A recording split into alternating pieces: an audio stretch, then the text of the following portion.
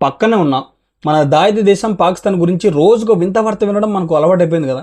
కానీ ఈసారి వాళ్ళు చేసిన వాక్యాలు, అక్కడ జరుగుతున్న పరిణామాలు చూస్తుంటే ఎవరికైనా నవ్వాలో ఏడవాలో అర్థం కాని పరిస్థితి అండి. సో అసలు వాళ్ళ ఆలోచన విధానం ఎట్టా ఉందంటే, ఎక్కడో ఏదో జరిగితే దాన్ని ఇంకెక్కడో ఏమాత్రం సంబంధం లేని వాళ్ళ మీద పడి ఏడవడం అన్నట్టుంది. ఈ వీడియోలో మనం పాకిస్తాన్కు, అమెరికాకు, ఇజ్రాయెల్కు, అలాగే మన భారతదేశం మధ్య ప్రస్తుతం నడుస్తున్న ఒక ఆసక్తికరమైన, కాస్త భయానకమైన, మరి ముఖ్యంగా చాలా హాస్యాస్పదమైన ఒక పెద్ద రాజకీయ క్రీడ గురించి చాలా సింపుల్గా, క్లియర్గా మాట్లాడుకుందామండి. ఎక్కడ స్కిప్ చేయకుండా చివరి వరకు చూడండి. ఎందుకంటే అసలు కథ ముందు ముందు చాలా రసవత్తరంగా మారుతుంది. అసలు ఈ కథ అంతా ఎక్కడ మొదలైందంటే, అబ్దుల్ బాసిత్ అనే ఒక వ్యక్తి ఇచ్చిన ఒక పిచ్చి స్టేట్మెంట్తో మొదలైంది. ఈ అబ్దుల్ బాసిత్ ఎవరో కాదండి, ఒకప్పుడు మన భారతదేశంలో పాకిస్తాన్కు హై కమిషనర్గా, అంటే ఒక పెద్ద రాయబారిగా పనిచేసిన ఒక పెద్ద మనిషి. ఆయన మన దేశంలో ఉన్నప్పుడు ఏం చేసేవాడంటే, కాశ్మీర్కు చెందిన ఏర్పాటువాదులు అంటే యాసిన్ మాలిక్ లాంటి వాళ్ళను, సయ్యద్ అహ్మద్ షా గిలానీ లాంటి వాళ్ళను రంజాన్ ఇఫ్తార్ విందుల పేరుతో ఢిల్లీకి పిలిపించుకొని వాళ్ళని ఏకంగా సొంత అల్లుల్లాగా సత్కరించి పంపించేవాడండి. మన దేశంలో ఉంటూ మన దేశాన్ని ముక్కలు చేయాలని చూసే వాళ్ళకి ఈ బిర్యానీలు పెట్టేవాడు. ఆ టైంలో మన ఇంటెలిజెన్స్ ఏజెన్సీలు కూడా వీటన్నిటిని చాలా దగ్గర నుంచి గమనిస్తూ, బయట నిలబడి తమాషా చూస్తూ ఎవరెవరు వస్తున్నారు, ఏం మాట్లాడుకుంటున్నారని వాళ్ళ పేర్లు లిస్టులో రాసుకునేవాళ్ళు. అలాంటి అబ్దుల్ బాసిత్ను ఒక రకంగా పాకిస్తాన్లో చాలా పవర్ఫుల్ మనిషిగా, చాలా అగ్రెసివ్గా ఉండే వ్యక్తిగా చూస్తారు. ఆయన రీసెంట్గా ఒక ఇంటర్వ్యూలో మాట్లాడుతూ ఒక మాట అన్నాడండి. ఆ మాట వింటే ఎవరికైనా సరే మైండ్ తిరిగిపోతుంది. ఇంతకే ఆయన ఏమంటున్నాడంటే, ఒకవేళ రేపొద్దున అమెరికా కనుక మా పాకిస్తాన్ మీద దాడి చేస్తే మేము మా దగ్గర ఉన్న అణుబాంబులను తీసుకెళ్లి ఇండియాలోని ఢిల్లీ మీద, ముంబై మీద వేస్తామని చాలా క్యాజువల్గా చెప్పాడు. ఇక్కడ మీరు ఒక విషయం కొంచెం లాజికల్గా ఆలోచించండి. వాళ్ళని కొట్టడానికి వస్తుంది ఎవరు? అమెరికా. వాళ్ళ కోపం వస్తే బాంబులు అమెరికా మీద వేయాలి కదా. కానీ అమెరికా మీద దాడి చేసేంత సీను, అంత దూరం ప్రయాణించి కొట్టే సత్తా వాళ్ళ బాంబులకు లేదు కాబట్టి పక్కన ఉన్న మన ఢిల్లీ, ముంబై మీద వేస్తారంట. ఇది వినడానికి ఎట్టా ఉందంటే, ఎక్కడో పని చేసే చోట బాస్ తిట్టాడని ఆ కోపాన్ని ఇంటికి వచ్చి ఏ పాపం ఎరగానే పిల్లల మీద చూపించినట్టు ఉంది. వాళ్ళని అమెరికా కొడితే మన మీద బాంబులు వేస్తారంట. అసలు ఈ లాజిక్ ఏంటో, వాళ్ళ బుర్రలు ఎలా పనిచేస్తాయో ఆ దేవుడికే తెలియాలి. అయినా వాళ్ళు మన మీద బాంబులు వేస్తామంటే మనం సైలెంట్గా చేతులు కట్టుకొని చూస్తూ కూర్చోవడానికి మనదేం పాతకాలం నాటి డిఫెన్స్ సిస్టమ్ కాదండి. వాళ్ళు ప్రయోగించే బ్యాలిస్టిక్ క్షిపణులను గాల్లోనే తునాతునకలు చేసే సత్తా మనకి ఎప్పుడో ఉంది. గతంలో కూడా వాళ్ళు ప్రయోగించిన కొన్ని క్షిపణులను మన ఆకాశ డిఫెన్స్ సిస్టమ్ గాల్లోనే పేల్చేసింది.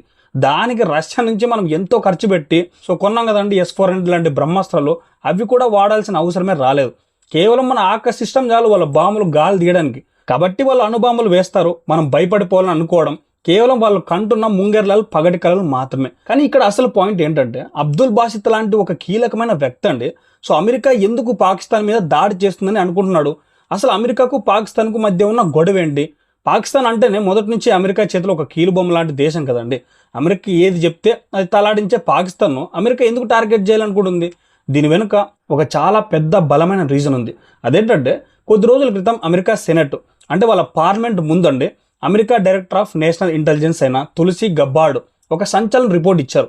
ఆ రిపోర్ట్లో ఆమె ఏం చెప్పారంటే, పాకిస్తాన్ ప్రస్తుతం చాలా రహస్యంగా ప్రపంచం కళ్ళు కప్పి ఖండాంతర బ్యాలిస్టిక్ క్షిపణులు, అంటే ఇంటర్ కాంటినెంటల్ బ్యాలిస్టిక్ మిసైల్స్ను తయారు చేస్తుందని ఒక పెద్ద బాంబు పేల్చారు. ఈ మిసైల్స్కున్న స్పెషాలిటీ ఏంటంటే, అవి పాకిస్తాన్లో కూర్చొని ఒక బటన్ నొక్కితే నేరుగా వెళ్ళి అమెరికాలోని నగరాలను టార్గెట్ చేసి పేల్చేయగలవు. అంత దూరం ప్రయాణించే టెక్నాలజీని పాకిస్తాన్ డెవలప్ చేస్తుందని ఈ తులసి గబార్డ్ అమెరికా పార్లమెంట్లో కుండ బద్దలు కొట్టారు. ఈ విషయం తెలిసినప్పటి నుంచి అమెరికాకు ఎక్కడో బాగా కాలిపోయిందండి. ఎందుకంటే ఇండియా లాంటి దేశం తన సొంత డబ్బులతో, తన సొంత టెక్నాలజీతో ఎవరి మీదగానే ఆధారపడకుండా తన ఆయుధాలను తాను తయారు చేసుకుంటే దానికి ఒక అర్థం ఉందండి. దాన్ని అమెరికా కూడా భరిస్తుంది. ఎందుకంటే ఇండియాకు అమెరికా అప్పు ఇవ్వలేదు కదా. ఇండియా అమెరికాకు బానిస కూడా కాదు. ఇండియా ఏ దేశం దగ్గర చేయి చాచాల్సిన అవసరం కూడా రాలేదు. కానీ పాకిస్తాన్ పరిస్థితి అలా కాదండి.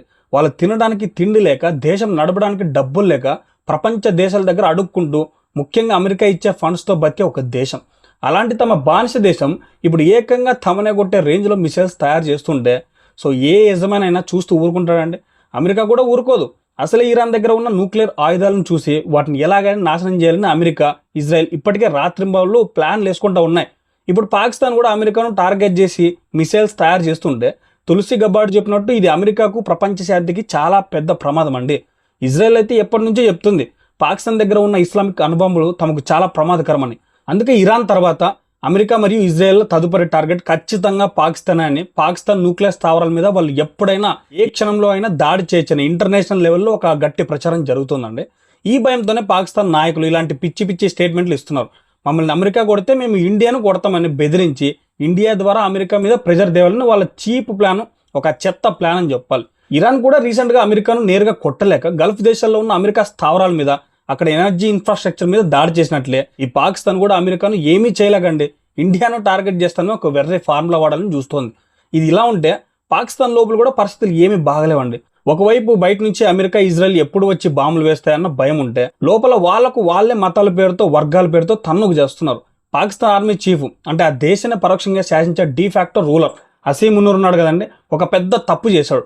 ఆయన రీసెంట్గా అక్కడ ఉన్న షియా మత గురువులతో ఒక మీటింగ్ పెట్టి వాళ్ళ మాటలు కనీసం వినకుండా, అండి మీకు ఇరాన్ మీద అంత ప్రేమ ఉంటే మీరంతా ఇక్కడ నుంచి ఇరాన్ వెళ్ళిపోవచ్చు కదా అని ఒక సెన్సేషనల్ కామెంట్ చేశాడు. మన దేశంలో ఎవరైనా రోడ్ల మీద పోయేవాళ్ళు, ప్రభుత్వంతో ఎలాంటి సంబంధమే లేని వాళ్ళు ఎవరైనా పాకిస్తాన్ వెళ్ళిపోండి అంటేనే అక్కడ పాకిస్తాన్లో మీడియా వాళ్ళు, నాయకులు తెగ గగ్గోలు పెడతారు కదండి. అలాంటిది ఏకంగా ఒక దేశాన్ని కంట్రోల్ చేసే ఒక ఆర్మీ చీఫ్ తన సొంత దేశ పౌరులను, అందులోనూ మత గురువులను దేశం వదిలి వెళ్ళిపోమనడం అక్కడ పెద్ద దుమారం రేపుతోందండి. ఈ హసీమ్ మునీర్కు అసలు చరిత్ర తెలుసో లేదో కానీ పాకిస్తాన్ను స్థాపించిన ఖాయిద్ ఆజం, తర్వాత మహమ్మద్ అలీ జిన్నా కూడా ఒక షియా వర్గానికి చెందినవాడే అండి. పాకిస్తాన్ ఏర్పడిన కొత్తలో ఈ సున్నీలు జిన్నాను కేవలం ఒక టూల్ లాగా, ఒక పావులాగా వాడుకున్నారు. కానీ జిన్నా స్వతహాగా షియా, ఆయనకు కనీసం నమాజ్ చేయడం కూడా సరిగ్గా వచ్చేది కాదని, షియా నమాజ్కు సున్నీ నమాజ్కు తేడా కూడా తెలిసేది కాదని అక్కడ చరిత్రకారులు చెప్తుంటారు.